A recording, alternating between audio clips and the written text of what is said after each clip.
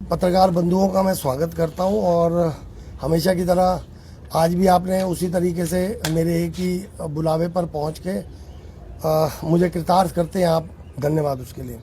मुद्दा आज भी वही है।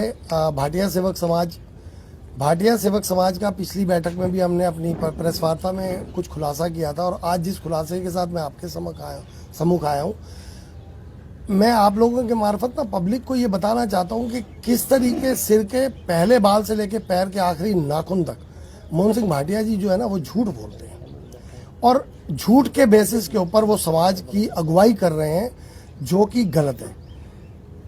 मेरे साथ तिलकराज भाटिया जी भी बैठे हुए हैं। ये मुद्दा जो 5L32A की प्रॉपर्टी सेल का था, ये मुद्दा इन्हीं की उधर से उठाया गया था, एल ब्लॉक के निवासियों की तरफ से, और उसके बाद हमारे कुछ पत्रकार बंधुओं ने उसमें हमारे साथ मेहनत करी और मेहनत करके हमारे को आज इस जगह तक पहुंचाया कि हम करते रहे।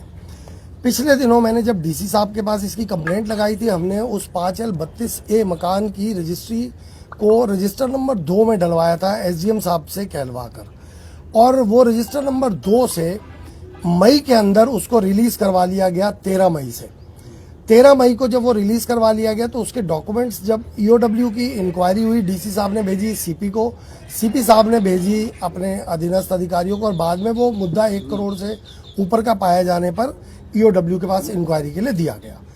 ईओडब्ल्यू की इंक्वायरी में मोहन सिंह भाटिया अपनी स्टेटमेंट कोई देने की जगह पर सबसे पहली लाइन में लिखते हैं कि अनंतकांत भाटिया एक ब्लैकमेलर किस्म का इंसान है। आप लोगों के चैनल के माध्यम से मैं उनसे सिर्फ एक सवाल पूछना चाहता हूं कि उन्होंने ऐसा कौन सा समाज के विरुद्ध काम कर रखा है जिसके कोई वीडियोस, फोटोग्राफ्स, कोई ऐसे दस्तावेज अनंतकांत भाटिया के हाथ लगे हुए हैं जिससे कि अनंतकांत भाटिया उनको ब्लैकमेल कर रहा है। कोई ना कोई ब्लैकमेल तभी होता है जब उसने कुछ गलत काम कर रखे होते हैं, अदरवाइज तो ब्लैकमेलिंग वाली कोई बात ही नहीं है। फिर वो उसमें एक एलिगेशन लगाते हैं कि मैं संस्था का सदस्य बनना चाहता हूं, इसलिए मैं डेफिनेटली बनना चाहता हूं, क्योंकि जब मैं अभी आपको दस्तावेज दिखाऊंगा तो आप देखेंगे कि ईओडब्ल्यू वाले भी मेरे से पहला जब मेरा क्वेश्चनेयर करते हैं तो पहला सवाल मेरे से ये पूछते हैं कि क्या आप इस संस्था के सदस्य हैं। किसी भी संस्था के खिलाफ जब आप जाते हो तो प्रशासन सबसे पहला सवाल आपसे पूछता है कि क्या आप उसके सदस्य हैं। तो अगर किसी का खुलासा करना है तो मुझे या तो उसका सदस्य बनना पड़ेगा या मुझे किसी पब्लिक इंटरेस्ट की लिटिगेशन टाइप में जाना पड़ेगा। इसके बाद वो मेरे पे एक इल्जाम ये लगाते हैं कि अनंतकांत भाटिया जो है वो सभी संस्थाओं के साथ उसने पहले भी प्रेस कॉन्फ्रेंसिस कर करके बहुत सी संस्थाओं को बंद करवाया। मुझे एक संस्था बता दे, मैंने कौन सी संस्था आज तक बंद करवाई है। मैंने उन संस्थाओं के विरुद्ध जाके काम किया है जो सरकारी प्रॉपर्टीज पे बैठे हुए हैं, बात करते हैं डोनेशंस की, डोनेशंस लेते हैं, सरकारी ग्रांट्स लेते हैं और उसके बाद वो पर्सनल यूज के लिए इसको इस्तेमाल करते हैं या अपनी मौज मस्ती के लिए रखते हैं, उसके अलावा कुछ भी नहीं। धार्मिक सामाजिक संगठन आपके सामने, मैं बार बार बोलता हूं, आज भी देखिए तो आज सरकारी प्रशासनिक कार्यालय वहां से चलता है और बहुत बढ़िया चल रहा है। तो क्या 2012 में जिस धार्मिक सामाजिक संगठन के लिए कोर्ट में लिख के नगर निगम ने दिया था और वो खाली नहीं करवा पाया, अगर उसको मैंने 2020-21 में जाके खाली करवा दिया तो क्या कोई गुनाह किया? 9 साल तो उस समय कब्जे में था, किसी को पता ही नहीं था। और ये तो दुष्यंत चौटाला जी का धन्यवाद कि उन्होंने इमीडिएट से उसका संज्ञान में लिया। 2 मार्च को मैं उनके संज्ञान में लाता हूँ और 3 मार्च को खाली हो जाता है। तो इससे बेहतर तो कोई काम ही नहीं हो सकता था। अब आते हैं हम भाटिया सेवक समाज के इस मुद्दे के ऊपर जो 5L32A से संबंधित था। 5L32A में जिस समय इन्होंने डॉक्यूमेंट्स में लेके आया हूँ ईओडब्ल्यू से, तो अब आप कलाकारी देखिए कि ईओडब्ल्यू का एक परफेक्ट अधिकारी जिसको आईओ बनाया जाता है, वो उन चीजों को पॉइंट आउट नहीं कर सक रहा जो मैं पॉइंट आउट अभी आपके सामने करने जा रहा हूं। आईएएस लेवल के लोग जो इंक्वायरी में, चाहे वो एसडीएम साहब है, मेरी इंक्वायरी पेंडिंग चल रही है। आज भी त्रिलोकचंद जी के पास मैं सुबह होके आया हूं, उनकी इंक्वायरी अभी पेंडिंग है, लेकिन कोई बात सुनना ही नहीं चाह रहा।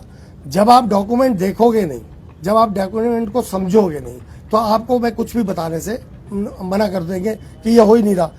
ना कोई जवाब देता है। जो दस्तावेज हम लगाते हैं वो तो प्रतिवादी पक्ष को इमीडिएट पकड़ा दिए जाते हैं, जो हमें चाहिए होते हैं मांग के तक जाते नहीं है। मैं साबित करूंगा कि हर डॉक्यूमेंट मुझे आरटीआई के तहत लेना पड़ा। आरटीआई लगाता हूं, 1 महीना इंतजार करता हूं, फर्स्ट अपील में जाता हूं, फिर इंतजार करता हूं, सेकंड अपील में जाता हूं, फिर ये पेपर देना शुरू करते हैं। तो ये तो तमाशा बना के रख दिया है। अब आई बात 5L32A की रजिस्ट्री की। इन्होंने वहां पे एक प्ली दिया कि हमने बहुत अच्छे तरीके से इसको बिल्कुल नियमों के अनुसार बेचा है प्रॉपर्टी को, जिसके लिए हमने 16/10/2024 को अपनी एग्जीक्यूटिव बॉडी की मीटिंग करी। ये मेरा दस्तावेज नहीं है, मोहन सिंह भाटिया जी का। अब उस 16/10 की मीटिंग के बाद इन्होंने उस कार्यकारिणी की बैठक को 18/10 को अपने जो लोग हैं उनको, जनरल बॉडी वाले, उनको बुलवा के उनका कंसेंट लिया। उसके बाद 18-20-10 को इन्होंने नोटिस लगाया अपने अंदर। आप एक बात बताओ, करोड़ों रुपए की कोई प्रॉपर्टी आप बेच रहे हो, क्या उस प्रॉपर्टी को बेचने से पहले पब्लिक नोटिफिकेशन नहीं होना चाहिए? अपने अंदर आपने नोटिस बोर्ड पे लगा दिया। हम में से कितने जो है भाटिया सेवक समाज रूटीन में घूमने जाते हैं, नोटिस पढ़ने जाते हैं? कोई भी नहीं जाता। तो वो जो जा रहे हैं वहां पे, वो तो सहायता वाले आ रहे हैं कि मेरा इलाज के लिए पैसा नहीं है, मेरा पैसे इलाज करवा दो। उन लोगों को ये वहां पे नोटिस चिपका के दिखाना चाह रहे हैं कि आप देखो जी कि हमने ये नोटिस लगा दिया, जो कि गलत। उसके बाद इन्होंने खाना पूर्ति के चक्कर में जब रजिस्ट्री इनकी रुकी तो इन्होंने 5 अलग अलग डीलर्स के जो है वो कोटेशंस मंगवाई। उनमें से 4 तो है प्रॉपर्टी डीलर, एक अलग। अब जो 4 प्रॉपर्टी डीलर्स की इन्होंने कोटेशन मंगाई, इन्होंने बताया कि हमने नजदीकी, जो उस इलाके के नजदीकी थे, उन लोगों की कोटेशन मंगाई। उसके अंदर एक बजट होम करके है जो नहर पार का है। क्या वो नजदीकी है 5 नंबर का? नहीं है। 16 सेक्टर का जटवानी प्रॉपर्टीज है, उसका कोई नजदीक से लेना देना नहीं। 3 नंबर से विरमानी प्रॉपर्टीज है, हाँ डेफिनेटली। अब आप देखो, इतने बड़े बड़ी एसोसिएशंस जो प्रॉपर्टी डीलर्स है, इतने बड़े बड़े, उनकी जो इन्होंने कॉपियां लगाई हैं, अभी आपको दिख जाएगी कि वो जो कॉपीज हैं वो लेटर हेड तक नहीं है उनके, कंप्यूटर जनरेटेड लेटर हेड है, जो अपने आप साफ साफ इशारा करते हैं कि वो डॉक्यूमेंट्स तैयार किए गए हैं। उसके बाद क्या होता है कि एक कोटेशन बजट होम के नाम से लगी है, जो कोटेशन 30/9 की है। जब आपने प्रॉपर्टी बेचने का डिसीजन ही 18/10 के बाद लिया, तो 30/9 में आपको कोई उसकी वैल्यूएशन कैसे लगा के दे गया? उसको ये कैसे पता चल सकता है कि आपके मन में कौन से भाव उठ रहे हैं कि अब हम इसको बेच दें? इसको डीसी ऑफिस ने भी इग्नोर किया है, एसडीएम साहब भी देखना नहीं चाह रहे हैं अभी तक, और ईओडब्ल्यू वाले ने तो कर ही दिया इग्नोर। इसके बाद उसके अंदर एक कार्यकारिणी बनाई गई 3 सदस्यों की, जो रेट वैल्यूएशन लगाएंगे। उस रेट इवैल्यूएशन के अंदर एक सदस्य ऐसा लिया गया जो भाटिया सेवक समाज का सदस्य ही नहीं है, लेकिन बाद में जाके पता चलता है कि जिस परचेजर ने वो प्रॉपर्टी परचेज की है वो उनके बड़े भाई हैं। तो अगर आप प्रॉपर्टी बेचना चाह रहे हो तो तब वो उस संस्था, उस कमेटी से रिजाइन करके बाहर आ गए थे कि मेरे पास समय नहीं होता, मैं काम नहीं कर सकता। लेकिन आपने किसी गैर व्यक्ति को कमेटी का पार्ट क्यों बनाया? और फिर कहीं पे भी कोई नोटिस में ऐसा नहीं लिखा हुआ कि इतने तारीख तक हम कोटेशंस लेंगे, इस तारीख को हम स्क्रूटनाइज करेंगे, इस तारीख को हम डिक्लेयर करेंगे। जिसका दिल किया उसने 9वें महीने में कोटेशन दी, जिसका दिल किया उसने 12वें में दी, जिसका दिल किया उसने पहले महीने में दी, अगले साल के, मतलब 5-6 महीने यही नाटक चलता रहा है। जब आपका दिल किया तो यानी कि थोरोली ये पेपर जो है नकली बनाए गए। अभी मैं आपको जिन्होंने कोटेशन दी और जिनके नाम पे रजिस्ट्रेशन हुई उनके सिग्नेचर आपको दिखाता हूं। जिन्होंने अपनी प्रॉपर्टी ली है उनके रजिस्टर्ड डॉक्यूमेंट के ऊपर सिग्नेचर है प्रॉपर, लेकिन जब उन्होंने कोटेशन दी है तो उनकी कोटेशन के अंदर वो पेपर्स जो हैं वो साइन किए ही नहीं गए। वो साइन ऐसा लग रहा है जैसे कि वो कोटेशन घर के अंदर बना के रख ली गई हो। इसके अंदर बड़ी अच्छी आपको चीजें मिलेंगी जब आप देखोगे कि वो क्या करना चाह रहे हैं। ये कोटेशन है उनकी, जिसके अंदर उन्होंने ये रजिस्टर्ड डॉक्यूमेंट है, ये आप देखेंगे मैंने हाईलाइट कर रखा है इसके अंदर, ये उनके सिग्नेचर है। लेकिन जिस समय मैं इनको इसी के अंदर आपको दिखाऊंगा तो जो कोटेशन ये देते हैं उस कोटेशन के अंदर इन्होंने कहीं पे भी उनके सिग्नेचर नहीं है, सिर्फ खाना पूर्ति है कि हाँ जी हमने दे दिया। इसके बाद ईओडब्ल्यू में ये एक जवाब देते हैं, और ये है जी बजट होम का वो पेपर जिसमें आप देखेंगे ये 30/9 को इन्होंने पेपर उन्होंने दिया इनको वैल्यू लगा के कि मैं इतने में आपकी ये प्रॉपर्टी खरीदना चाहता हूँ। जिन्होंने प्रॉपर्टी ली है ये उनकी कोटेशन है, जो वो कोटेशन देते हैं। यहाँ पे उन्होंने अपना नाम लिख के सिर्फ दे दिया, यहाँ तो सिग्नेचर किसी के नहीं है, सादे पेपर के ऊपर कोटेशन है। कब खुली कब नहीं खुली, ये 6 जनवरी की कोटेशन है और ये पहली 30/9 की जो मैं आपको बोल रहा हूँ। अब आप बताओ मेरे को डिफरेंस कितने महीने का हो गया। कहीं किसी उसमें लिखा हुआ है कि हम ये कोटेशन देंगे, कब तक देंगे, कब तक लेंगे, जैसा कि मैंने अभी बताया। इसके बाद अगर इनसे डिस्क्रिशनरी ग्रांट का पूछा गया, ईओडब्ल्यू ने इंक्वायर करना था, तो कुछ नहीं है।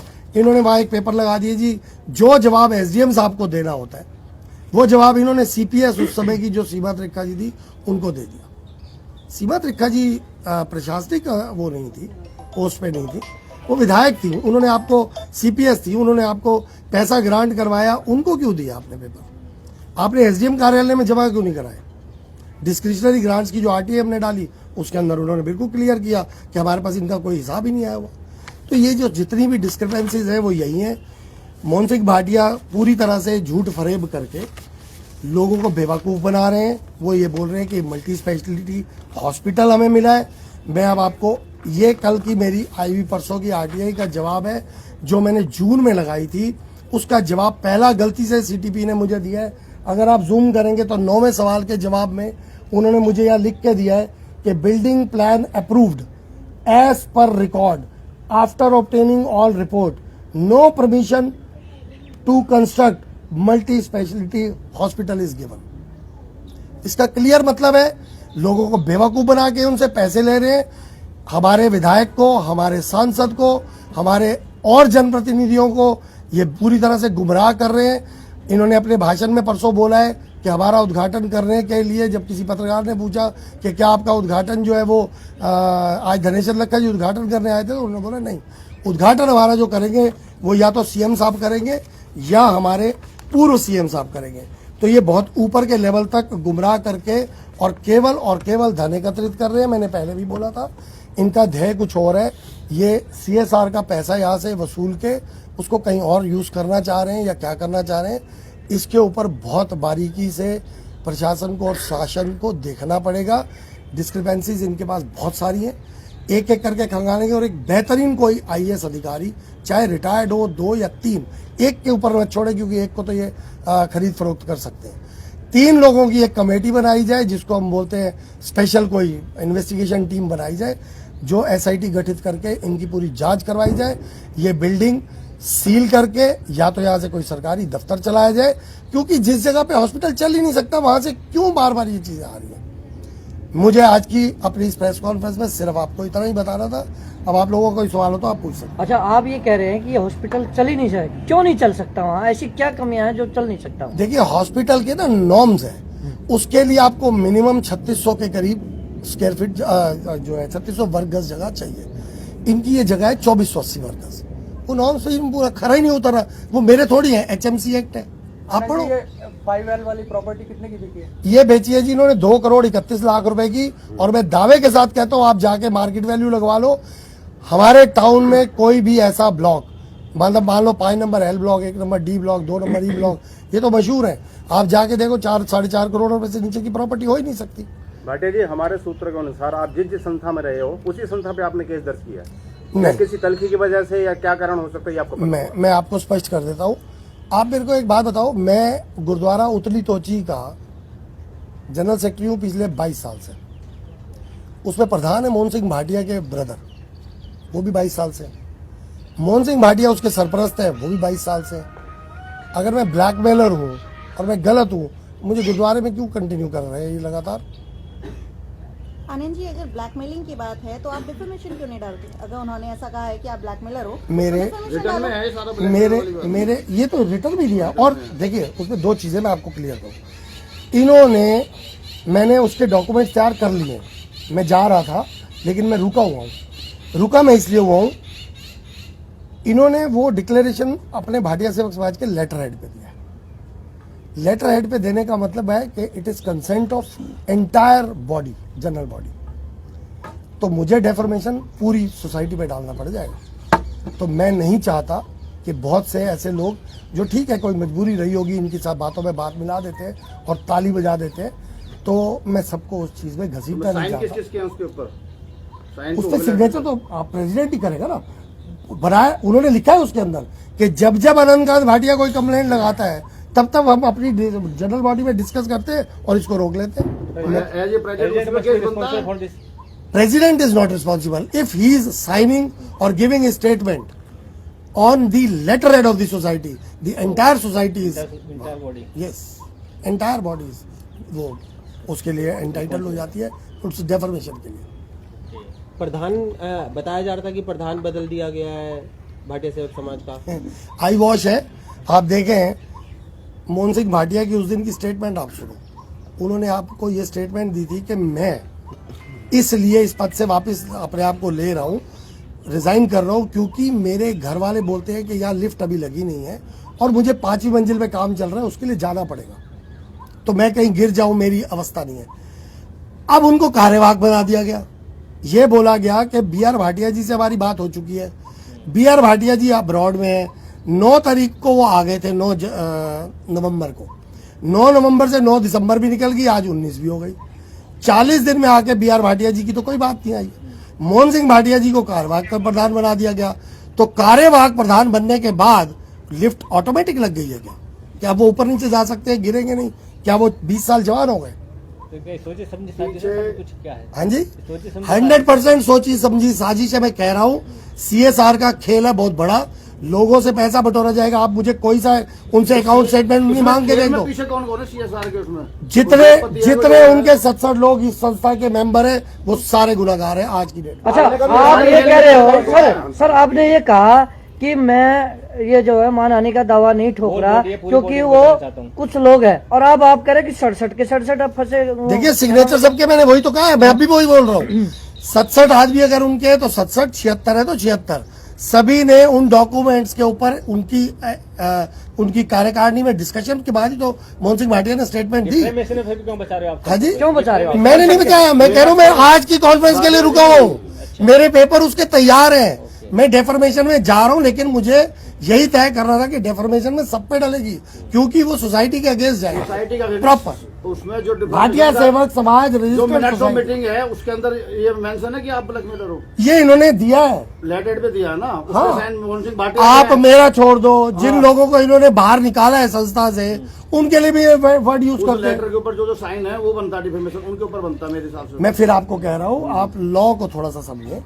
लॉ ये कहता है हमारा कि अगर आप लेटर हेड के ऊपर कोई चीज दे रहे हैं तो डेफर्मेशन लाइज ऑन एंटायर सोसाइटी। आपने लेटर दिया हो ना? नहीं, देखिए समझे, on behalf of what? Society. Mohan Singh Bhatia के साथ मेरा पर्सनल कोई झगड़ा इस बात को थोड़ी है कि आप कहाँ से पैसे ला रहे हैं। तो और लोग आगे क्यों नहीं आ रहे? कोई संस्थाएं आगे क्यों नहीं आ रही? भाटिया सेवक समाज के प्रधान तो नहीं बनना चाहते? भाई साहब एक बात बताओ, भगत सिंह जी अकेले आए थे बाहर या बाद में उनके साथ जुड़े होंगे ना लोग? जिसको समझ आएगी जुड़ जाएगा। मैं तो उनको शुरू से ही फॉलो ही भगत सिंह को करता हूँ।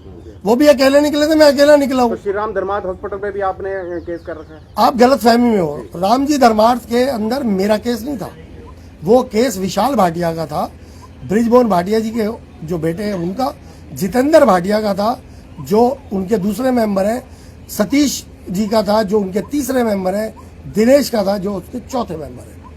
मुझे उन लोगों ने सरकारी जब केस डाला तो परफॉर्मर रिस्पोंडेंट बनाया क्योंकि 2013 में कमल खत्री को उन झगड़ों में से बचाने वाला मैं था। मेरे को उन्होंने एग्री करके सभी मेंबर्स ने, संस्था में मेंबर नहीं मैं बना था, मेरे को उन्होंने सेटलमेंट करने के लिए आर्बिट्रेटर नियुक्त किया था। आर्बिट्रेटर की हैसियत से मैंने राम जी धर्मार्थ का केस सॉर्ट आउट कराया 2013 में। 2017 में उनको कब्जा दिलवाया और जब 2018 में डिस्प्यूटेड हो गया तो दूसरे पक्ष ने मेरे को परफॉर्मर रिस्पोंडेंट बना दिया कि आप आगे जवाब दो। तो क्या मुझे जो काम मैंने किया उसका जवाब देने के लिए अगर सम्मान किया जाता है तो मैं नहीं जाऊंगा? ये गुमराह करते हैं वो लोग जो ये बोलते हैं कि अनंतकांत भाटिया ने वो केस किया। बन्नूवाल वेलफेयर क्लब पे भी आपने कर रखा? हाँ, कौन? पहले आप नाम सही लो। बन्नूवाल वेलफेयर जो है? बन्नूवाल वेलफेयर तो कोई नहीं है। ये है बन्नूवाल। बताओ आप कौन सा है? 2 नंबर की जो है आपकी। अब मैं बताता हूँ। 2 नंबर के अंदर 2 नंबर वाली जो है वो बन्नूवाल बिरादरी है। आप मुझे ये बताओ, बन्नूवाल बिरादरी के जो पहले प्रधान थे जिन्होंने रजिस्टर की, वो थे लोचन, कैशियर थे कोई। 3 साल उन्होंने, 2 साल उन्होंने अपने टेन्योवर निकाला, 2 साल के बाद इन्होंने राजेश भाटिया को बना दिया, मैं उसका मेंबर था, हूं रादर। तो जब हमने वो 17 मेंबर थे, इन्होंने उसमें 6 सरपरस्त जोड़ दिए। उसमें मोहन सिंह भाटिया भी आ गए, पीर जगन्नाथ भी आ गए, BR भाटिया जी भी आ गए, कमल खत्री भी आ गए, स्वर्गीय महेंद्र नागपाल जी भी आ गए, उसके साथ अपना वेद भाटिया जी भी आ गए, बहादुर सिंह सबरवाल भी आ गए। जब इन्होंने उनको सरपरस्त जोड़ा, वो मेंबर तो कभी बने नहीं हमारे। उसके बाद ये 3/11/2021 को एक मीटिंग करते हैं। मैं इनको बोलता हूं कि आज आप कार्यकारिणी भंग कर रहे हो, कर दो, लेकिन किस बेसिस पे वहां पेपर लगाओगे? राजेश भाटिया तो रिकॉर्ड पे वहां पे प्रधान ही नहीं है, तो पहले आप राजेश भाटिया जी को प्रधान चढ़वाओ किताबों में, फिर इनका रिजाइन देना। वहां पे मेरे को एक कमिटमेंट दिया जाता है, और अगर आप दावा करेंगे सबका चलाना चाहोगे, तो मेरे पास उन्हीं 6 सदस्यों में से जो इनके विरुद्ध थे उस समय में से एक ने वो मीटिंग के मिनट्स रिकॉर्ड किए, मेरे पास उसका क्लिप पड़ा है, मैं आप लोगों को सुनवा सकता हूं, जो भी चलाना चाहे वो ले सकता है। उसमें लास्ट के मैं आपको 5 मिनट के कमेंट्स वो दे दूंगा कि ये 5 मिनट में वो ये तय हुआ था कि पहले चाहे 1 महीना लग जाए, इस संस्था को ठीक ठाक करवाया जाएगा, उसके बाद हम इसकी चुनाव प्रक्रिया में जाएंगे। इन्होंने झूठे मिनट्स तैयार किए, क्योंकि सिग्नेचर सबके पहले हो जाते हैं। एक सेकंड, मुझे लेट मी कंप्लीट। उन्होंने झूठे मिनट्स तैयार किए और वो डायरी करवा दिए वहां। उसके लिए मैं जाके मैंने केस किया कि आप लोगों ने गलत किया, और आपकी नॉलेज में और डाल देता हूं, आज 13 महीने हो गए एडमिनिस्ट्रेटर उस संस्था के ऊपर लगा हुआ है। संस्था का कोई कार्यालय नहीं है, संस्था कोई रिकॉर्ड नहीं दे रही। भाटिया जी आप समाज की बात करते हैं, और यदि समाज के हित के लिए एक मल्टी स्पेशलिस्ट हॉस्पिटल बन रहा है, तो उसमें क्या परेशानी है? मैंने अभी आपको बोला है, मैंने पास वाली अपनी कॉन्फ्रेंस में भी बोला था, आप इनको 10 एकड़ जगह दिलवा दो, नॉर्म्स तो पूरे करवाओगे भाई। अगर आपके जहां पे आपके घर में किचन चल रही है, वहां जाके मैं बोल दूं इसमें दीवार डाल के यहाँ पे एक लेटरिन बनवा देते हैं, तो क्या आप उसको बर्दाश्त करोगे? आनंद जी एक बात बताओ, ये नेत्रालय, तारा नेत्रालय, ये एब्रप्टली बंद हो गया था अचानक, क्या कहना चाहेंगे, क्यों हुआ ये? देखिए, और तारा ये फरीदाबाद में क्या है या नहीं? अगर आप में से कोई भी जाना चाहे, बड़ी खुशी से जाए, तारा नेत्रालय वालों से एक बार मिल के आइए, मैं उनसे बहुत अच्छे से मिला हूं। स्कूल भी बंद हुआ था। मेरी सुनिए, तारा नेत्रालय की आपने बात किया, तारा नेत्रालय 3E1213 BP में आज भी चल रहा है। आप ये देखो कि तारा नेत्रालय तो सबसे ज्यादा चीटिंग उनके साथ हुई है इनकी तरफ से। वो बेचारे बात भी नहीं करना चाहते, वो ये कहते हैं कि हमारे को तो आप मत पूछो कि हमारे साथ क्या हुआ है। मैं इसीलिए इन्होंने उन्हीं का स्टाफ तोड़ा, उन्हीं के लोगों को यहाँ लिया, जब सब कुछ सीख लिया, फुटफॉल के लिए था। आज इन्होंने बोर्ड लगा दिया या उस दिन लगा दिया, ये ले रहे।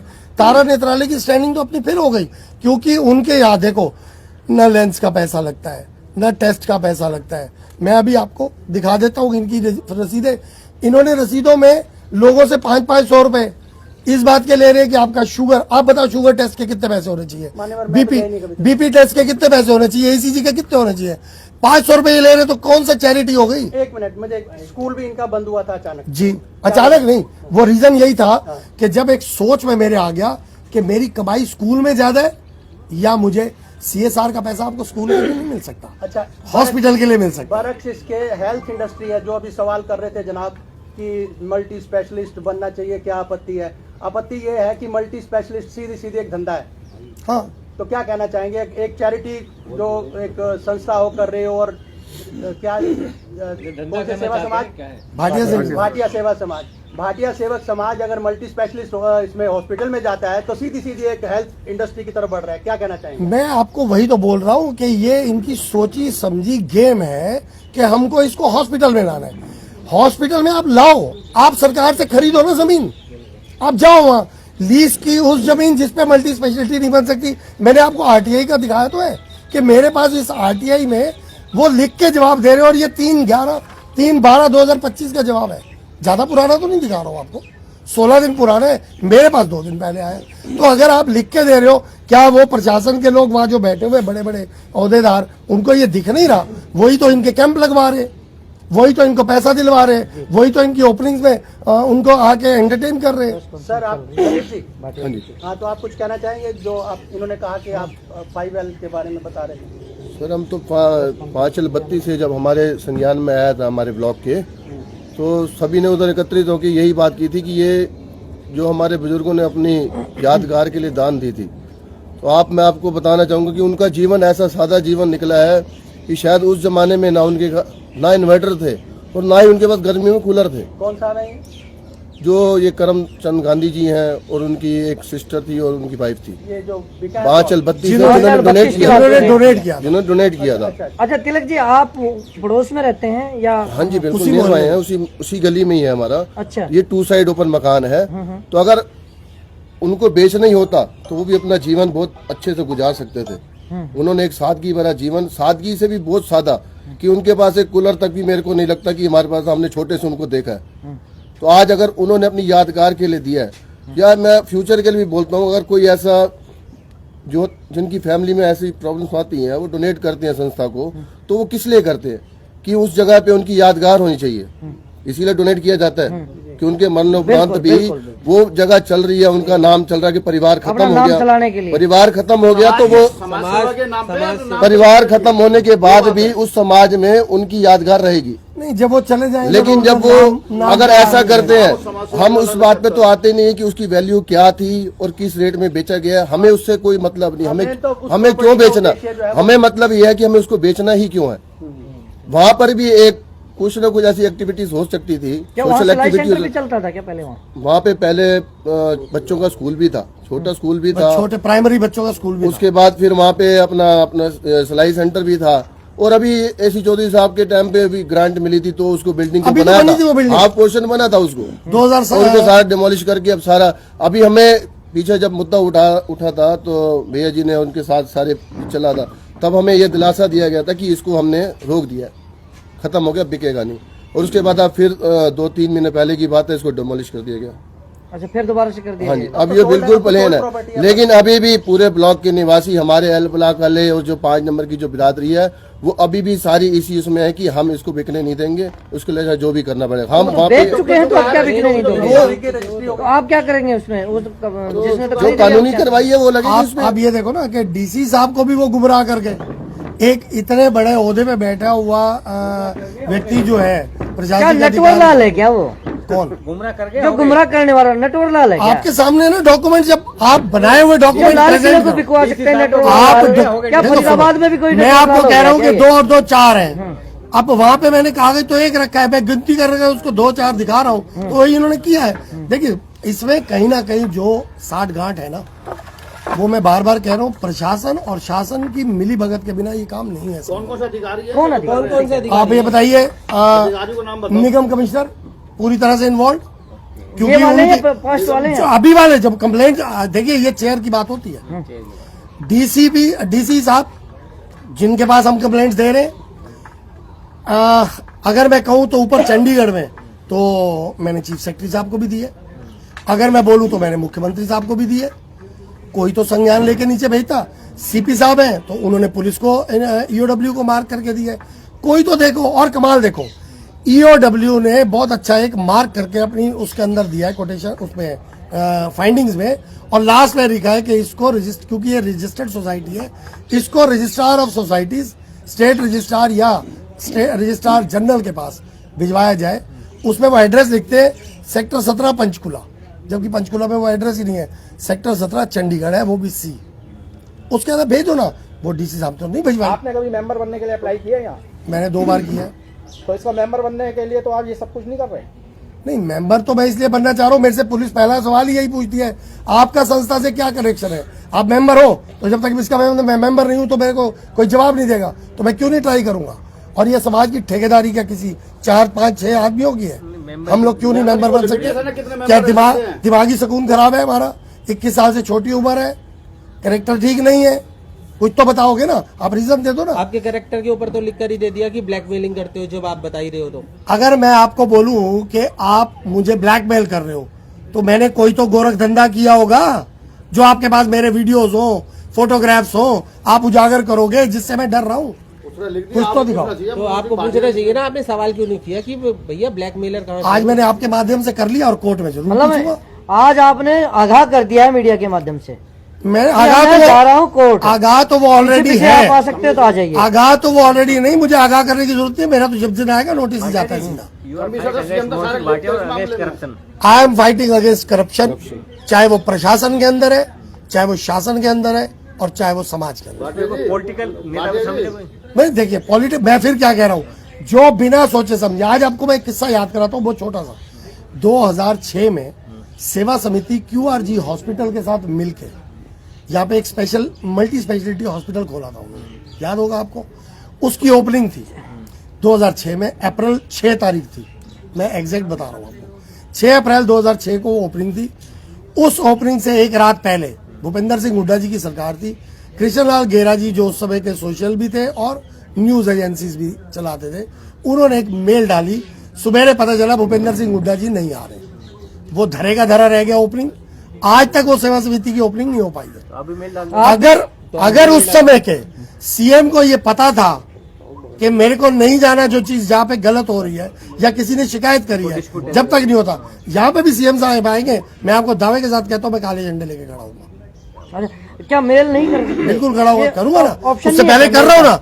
मेरे साथ जो आपको दिख नहीं रहे, कुछ तो क्या आप होंगे, पर्सनल नहीं मिल सकते कुछ क्या? तो होंगे, मेरी अपनी संस्था के मेंबर भी हैं, वो आएंगे ना, आपको खड़े होकर दिखाएंगे। हम आने नहीं देंगे उनको यहाँ ओपनिंग करने की। ऐसा नहीं है कि हाँ जी, सरकार से जीत पाओगे? देखिए सरकार जो है ना, अगर आप सोचोगे आपने ना, पहले कह दिया, आप आपको पहले यहाँ से ही अगर जाग रहे हो जाएगा। ना, तो आप सबसे जीते हुए हो। यहाँ से आप सो रहे हो मेंटली, तो आप सबसे हार गए हो। वो आपको 3 साल का बच्चा भी उंगली यूं करके गिरा दे। भाई साहब आपने आज बोल दिया कि भाई सीएम साहब आएंगे काले झंडे, आपने तो पहले आगाह कर दिया, आपको तो पहले 2 दिन पहले आपको अंदर अरेस्ट कर दिया जाए। नहीं, मैं उससे पहले उनको चिट्ठी दूंगा, चाहे मुझे जाना पड़ेगा चंडीगढ़ में जाऊंगा। क्या आप कहीं बुला रहे हैं, गलत बुला रहे हैं? ये चाहे सारी चीजें आपके संज्ञान में मिला चुका हाउस हूँ। अरेस्ट अब ड्यूटी उनकी बनती है, अब ड्यूटी उनकी है। मुझे नहीं पता, ये तो मोहन सिंह भाटिया जी ने कहा है कि हम सीएम साहब को बुलाएंगे। जो भी आएगा राजनेता, उस तक ये खबर पहुंचाई जाएगी। आप ये लेके चलो कि जब इनके यहाँ सब कुछ गलत हो रहा है, विपुल गोयल जी आज हमारे यहीं से तो है, यूएलबी में के मंत्री वही है ना, तो उनको भी संज्ञान लेना चाहिए। मैंने चिट्ठी तो उनको भी लिखी है। आपने एसडीएम पे गए हो, नगर निगम कमिश्नर पे गए हो, लेटर चिट्ठी लिख रहे हो, सीएम साहब से बात करने की कोशिश कर रहे हो, अभी तक काम नहीं हो रहा, और सीएम से मिलने के बाद भी अगर काम नहीं होता फिर अगला स्टेप क्या है? मैं तो कोर्ट जा ही रहा हूँ।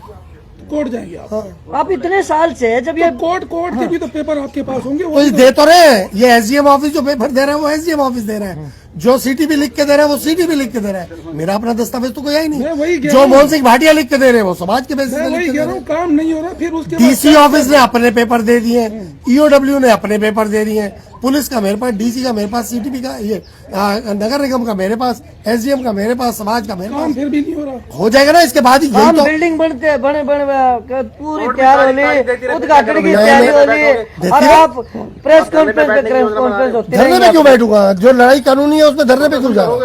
है जी, प्रदर्शन करोगे? देखिए प्रदर्शन की बात तब आती है, मिल रहा है न्यायिक लड़ाई, दिखाओगे तो प्रदर्शन ही हो गया। वो मैं उस दिन अगर सीएम साहब को लिखने के बाद भी वो आते तो अच्छा भाटिया साहब इतनी प्रेस कॉन्फ्रेंस मुझे नहीं लगता कि कोई भी हॉस्पिटल तैयार हो गया, पब्लिक लाग रही है। सीएम कोई भी किसी भी दल का हो, किसी पार्टी विशेष से हो, कोई भी सीएम इतनी बड़ी ब्लंडर नहीं कर सकता कि उनकी नॉलेज में आने के बाद उनकी सीआईडी उनको रिपोर्ट देती है कि हाँ ये डिस्प्यूटेड है और वो आएंगे। मैं नहीं मान रहा। दशहरा मैदान में भी तो आते थे। देखिए दशहरा मैदान का दशहरा मैदान का डिस्प्यूट को खत्म करने के लिए एक ही बार आए हैं सीएम साहब।